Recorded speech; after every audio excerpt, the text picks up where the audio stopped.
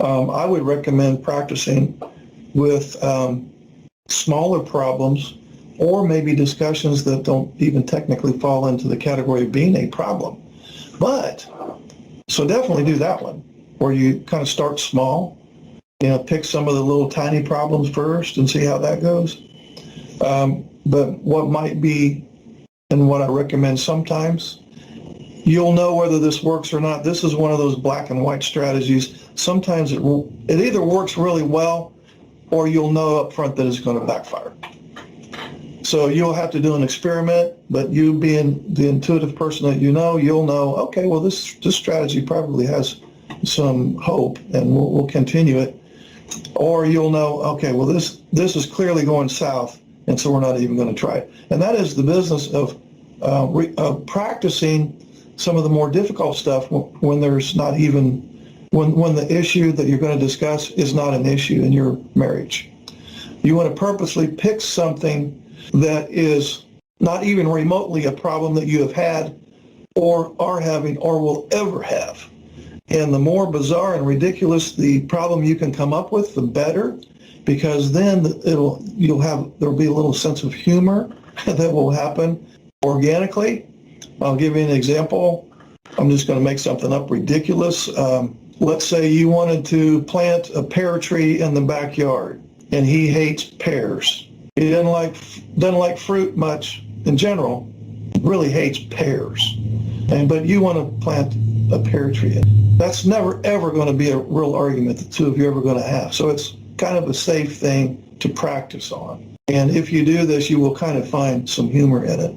And the two of you may even laugh. So she's going to say, well, I want a pear tree. I know you don't like pears, and you don't have to eat any of these pears, but I really want a pear, and I'm trying to decide where I should plant it. Where would you not mind me planting the pear tree? So what she's needing, she's speaking, and she's not telling me, I would really feel good about having it. She's not talking about feelings. I need to decide where I'm going to put this pear tree. So she's stating what she needs. And that's the only issue that she's going to bring up. So we're in this scenario, Brad's going to pretend that he doesn't want a pear tree. And he might say something like, well, yeah, I don't like pears. I also don't like a pear tree in my backyard. And so I'm not going to play this whole thing out because I don't want to get too ridiculous with it. But the whole idea is you're going to kind of practice arguing a little bit. What we're wanting to do is we're wanting to come up with, I call it communication strategy. We might even be so bold as to call it fair fighting. That's kind of, or fair arguing. Let's use that one instead. That sounds a little less threatening. So you want to practice with an extremely harmless subject. So here, we'll just you call this problem solving, or you can call it fair arguing, whatever you want to call it. You identify the issues. The issue is she wants an apple tree, he doesn't. I'm sorry, pear tree. Understand the interests in both people. So Kathy is going to explain why she wants the pear tree. Brad is going to explain why he doesn't want it. You're going to list possible solutions. I don't know what that would be. Maybe it could be planted somewhere else other than the backyard. I don't know. You're going to come up with maybe 2 or 3 possible solutions. You're going to rate them in order of good, better, best. Then you're going to select the option that seems to be the best compromise, perhaps. And then you're going to document the process as the event unfolds, and the two of you are deciding exactly what to do. Maybe you plant the pear tree over there, but you start to shovel in the dirt and you realize it's mostly rock. So the process will constantly be in the state of revision. You'll need to go back and revisit because new problems will come up that you didn't expect. If you're going to practice healthy arguing, I want you to come up with something that is ridiculous, and this is likely to never happen. If she were here, she would say that you don't provide enough emotional reciprocity, that you don't listen. I'm just going to make some things up that you've probably heard. You don't listen, you don't empathize, you don't validate me, and so on and so on. You've probably heard it all many times before. And so if this has gone on for years and years and years, you may have experienced this too. She is super resentful and bitter and angry and maybe even at some level revengeful. And so what has happened And I'm not blaming you guys. You're wired the way that you're wired. There's nothing wrong with you. It is what it is. But by virtue of your supposed lack of empathy and her heightened resentment, we're going to call that a cancer in the relationship. And for any of you who have had cancer or know somebody who has gone through severe cancer, you know what's involved. It's a long, drawn-out, painful process. There may be surgery to remove the tumor. There may be chemotherapy. There may be radiation therapy. And after all of the different treatments are done, there's follow-up appointments to get blood work and blah, blah, blah. And it's a long, hard road, at least 6 months and sometimes 2 years, assuming you even beat the cancer. So you guys are experiencing a relationship cancer right now, and you're in the middle. You've just begun treatment last week. Last Wednesday, you just began treatment. And so the whole point of this conversation is that you can, as much as I almost hate to say it, because it sounds kind of disconcerting at some level, you guys are in for the long haul. You have to be in for the long haul. This is not something we're going to resolve in a few weeks of meeting here. You're going to have to apply the assignments that we talk about. You're going to have to be consistent with it. And she is going to have to see some significant change over, there's actually going to be 3 things. It's going to have to be significant change. In other words, something that really stands out in her attention. It's going to have to be consistent change. In other words, change that remains consistent over time. With those 2 things, a fairly radical change that she views coming from your behavior, consistent over time, then and only then will she begin to reduce her resentment level. And she probably has lost trust. She's probably given up hope in some cases. And she's also probably reluctant to give you the benefit of the doubt so early, even if she does witness some significant change, because if she were here, she would say, well, I know there's been times before when he's changed, supposedly changed, but it never lasted very long. And it was just a matter of time before he went back to his old ways. So even if she saw some consistent change in you, a significant change in your empathy level, we'll say, she still wouldn't be necessarily willing to acknowledge it, because she would be concerned that if I start having hope again in him and he lets me down again, I'm not sure I can handle it. So she may even be withholding affection or acknowledgement or praise or pointing out that you're actually doing something right for fear of being let down again. Everybody in here is in for a long haul deal. You have to be willing to tough this out and realize that this fix, for the lack of a better term, is not going to happen anytime soon. That's not to say you wouldn't see some improvement if you're doing the assignments. You should be able to see some improvement in her response to you, but it's not going to be anything real super observable or noticeable for quite a while, because again, she's going to have to see significant change, and she's going to have to see that spread out over the course of the next several months before she's going to have a change in attitude. And that change of attitude in her mind would be, you know what, he is making some significant changes, and he has been consistently doing so over the last 3 or 4 months. Maybe he really has turned the corner.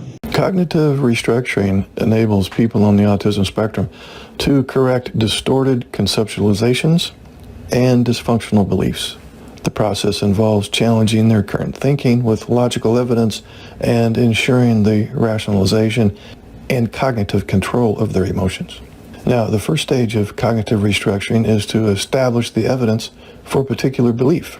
People on the autism spectrum often make false assumptions of their circumstances and the intentions of others, and they have a tendency to make a literal interpretation, and a casual comment may be taken out of context or may be taken to the extreme. All people are vulnerable to distorted conceptualizations, but people on the autism spectrum are less able to put things in perspective to seek clarification, and to consider alternative explanations or responses. So neurotypical spouses can encourage their autistic spouse to be more flexible in their thinking and to seek clarification using questions or comments such as, "Are you joking?" or "I'm confused about what you just said." Such comments also can be used when misinterpreting someone's intentions, such as, "Did you do that deliberately?" And to rescue the situation after they've made an inappropriate response with a comment such as, "I'm sorry I offended you," or, "Oh, what should I have done instead?" One common effect of misinterpretation is the development of paranoia. The person on the autism spectrum can have difficulty distinguishing between accidental or deliberate intent. Now, neurotypical people will know from the context, body language, and character of the other person involved that the intent was not to cause distress or injury. However, people on the spectrum can focus primarily on the act and the consequence. So people on the spectrum may need to be trained in checking the evidence before responding and developing more accurate mind-reading skills. Cognitive restructuring also includes a process known as attribution retraining. The person on the spectrum may blame others exclusively and not consider his own contribution, or he can excessively blame himself for events. One aspect of ASD is a tendency for some people to adopt an attitude of arrogance or omnipotence where the perceived focus of control is external. For example, the person may have the thought, "I have no control," rather, "outside circumstances control me." Specific individuals are held responsible and become the target for retribution or punishment. And these individuals have considerable difficulty accepting that they themselves have contributed to the event. The opposite can occur when the person on the spectrum has extremely low self-esteem and feels personally responsible, which results in feelings of anxiety and guilt. Attribution retraining involves establishing the reality of the situation, the various participants' contributions to an incident, and determining how the individual can change his perception and response. Her resentment is not your problem. You can't make her mad, sad, glad. You can't make her spit. You can't make her stand on her head. You can't make her forgive you. You can't make her let go of resentment. She chose, I hope she's listening, she chose resentment. You didn't make her feel resentment. She chose it. Her resentment is her responsibility. That goes into the filing cabinet called "I don't have any control over that." You have control of your behavior, and you're here, you're making a good faith effort to shift gears from this point forward. You have control of that. But her resentment, she has a laundry list of problems that she has with you, and she's ruminated over all these problems, and she's probably accused you of being a narcissist and so on. She has fed her own resentment. And if she holds on to bitterness and resentment, that doesn't hurt you. She might be in the other room thinking how pissed off she is about you. You don't even know what she's thinking. Her resentment only hurts her. It's her feeling, not yours. You can't make her stop being resentful. Now, if you follow the suggestions that we're learning in this group, there might be a happy organic consequence that her resentment level loosens up a little bit. But you're not doing this to reduce her resentment. You're doing this for you. You're doing this to reduce your relationship anxiety so that you can be a better team player in this marriage. This is all about you advocating for you, you doing strategies for you. And yes, there will probably be, and hopefully will be, some secondary benefit for her, of course. But that resentment thing, that's her problem. You can't make her feel any particular way. Quick message to the NT wives out there. You're very intuitive. You can almost figure out what somebody's thinking just by virtue of their facial expression. And if you, for example, have a child and your child needs something, you can fill in the missing information and know exactly what that child needs. They don't even necessarily have to tell you verbatim what they need. You can figure it out at an unconscious level just like that. your husband doesn't have these intuitive skills. And you have assumed that he was just as intuitive as you. And that assumption has caused you more grief than anything else.